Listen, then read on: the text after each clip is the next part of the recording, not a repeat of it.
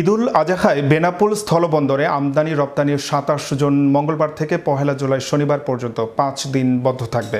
ফলে বেনাপোল ও পেট্রোপোর্ট বন্দর দিয়ে আমদানি রপ্তানি বাণিজ্য, বন্দরের লোড আনলোড প্রক্রিয়া সহ কাস্টমস ও বন্দরের সব কার্যক্রম বন্ধ থাকবে। পাসপোর্ট যাত্রী চলাচল স্বাভাবিক থাকবে। রোববার থেকে বন্দরের কার্যক্রম স্বাভাবিক নিয়মে চলবে। বেনাপোল সি&এফ এজেন্টস অ্যাসোসিয়েশন সিনিয়র সহ সভাপতি খায়রুজ্জামান মধু বিষয়টি নিশ্চিত করেছেন। বেনাপোল স্থলবন্দরের ভারপ্রাপ্ত পরিচালক আব্দুল জলিল জানান, ২৭ জুন থেকে ১ জুলাই শনিবার পর্যন্ত আমদানি রপ্তানি সহ বন্দরের সব ধরনের কার্যক্রম বন্ধ থাকবে। তবে রোববার থেকে বন্দরের কাজ পুরোদমে চলবে। ঈদের ছুটিতে যে কোনো ধরনের নাশকতা এড়াতে নিরাপত্তা ব্যবস্থা জোরদার করা হয়েছে। বন্দরের নিজস্ব নিরাপত্তা বাহিনী ও আনসার সদস্যরা বন্দর এলাকায় টহল দেবেন।